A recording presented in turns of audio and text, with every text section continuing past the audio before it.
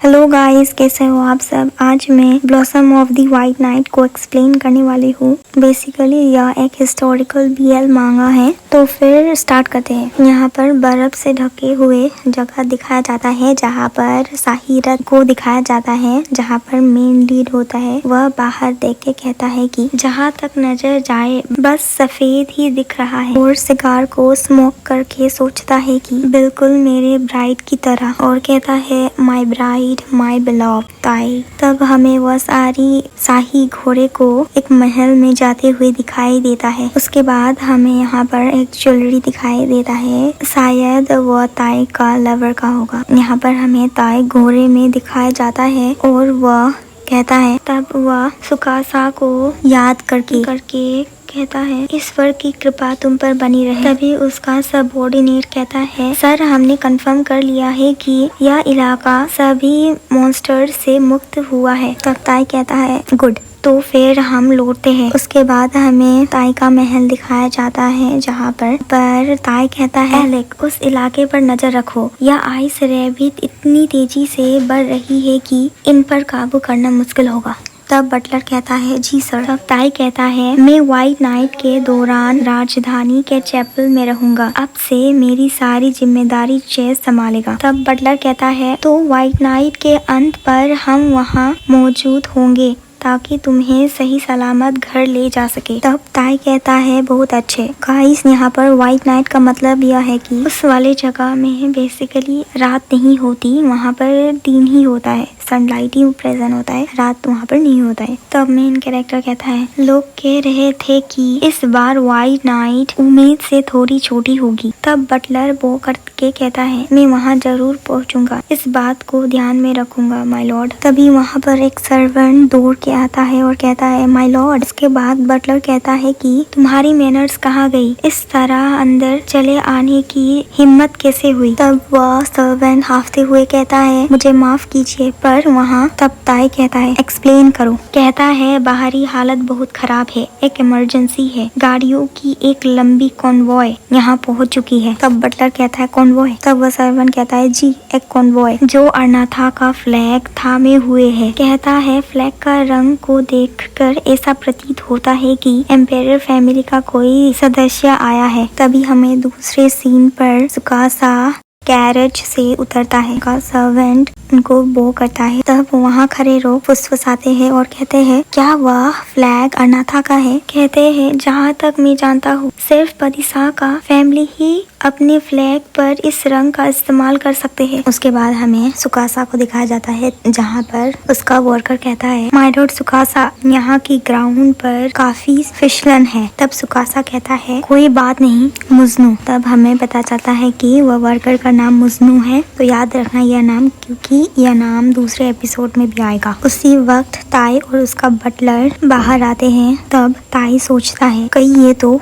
तब हमें सुकासा को दिखाया जाता है और कहता है कि यहाँ का मौसम ऐसा है कि यह अरनाथा की सबसे ठंडी रात को भी मात दे दे। तब मुजनू कहता है सर मैंने उसे और फर कोट्स लाने के लिए कह दिया है। उसी वक्त ताई और बटलर वहाँ पर पहुँच जाते हैं। तब सुकासा उनको देखकर हंसने लगता है और कहता है मैंने तुम्हें काफी इंतजार किया है ना, और हंसते हुए कहता है मैं तुम्हें घर ले जाने के लिए आया हूँ 12 साल बाद। कहता है माय बिलव्ड। तब ताई सोचता है पिछले 12 साल की व्हाइट नाइट को मैंने उस भगवान से प्रार्थना की जो एक्सिस्ट ही नहीं करता कि तुम जिंदा हो सुकासा लोरेम। यहाँ पर हमें 14 साल पहले का सीन दिखाया जाता है। कहता है कि अरनाथा ने शादी की जरिया एक अलायंस का प्रस्ताव रखा है। कहता है लेकिन जैसा कि आप सब जानते हैं मेरा एक लौती संतान प्रिंसेस सिसिलिया जरूरत से ज्यादा बीमार और कमजोर है। वह अरनाथा के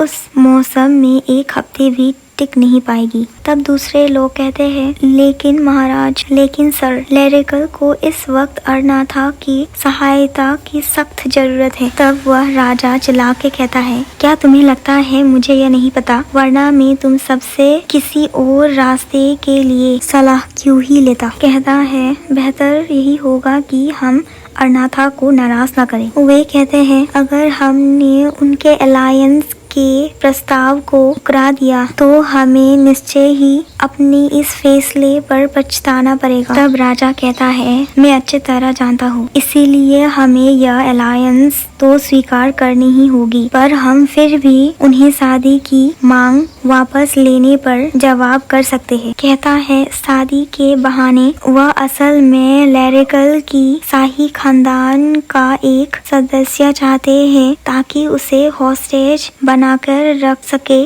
एक तरह से इस अलायंस की गारंटी के लिए। कहता है, मैं यह जानता हूँ, लेकिन सिसिलिया मेरी एक लौती संतान है। उसके लिए शादी सिर्फ एक सहूलियत है जिसको वह फायदा उठाना चाहते हैं। उन्हें सिर्फ रॉयल ब्लड से मतलब है, जरूरी नहीं है कि वह राजकुमारी सिसिलिया ही हो। तब ताई कहता है, हम उसकी जगह रॉयल लिनिएज के किसी और सदस्य को भेज सकते हैं। उसके बाद कहता है, मैं जाऊंगा। यहाँ पर ताई का इंट्रोडक्शन दिया जाता है। ताई वुडवैन, ओवियम का लॉर्ड और लैरिकल का मार्ग्रेव, पूर्व महाराज का दूर का भाई होने के नाते उसे अपनी पूरी जिंदगी एक छोटे दरबारी की तरह गुमनामी में बितानी पड़ी। तब उनके एडवाइजर कहते हैं, यकीन नाम वह एक दुल्हन की जगह एक मर्द को लेने से इनकार कर देंगे। कहा जाता है कि लेकिन अपने इस शाही लीनिएज के दम पर उसने आज इस मुकाम तक पहुंचने के लिए कई बादे मिलिट्री कैंपेन और मॉन्स्टर हंट की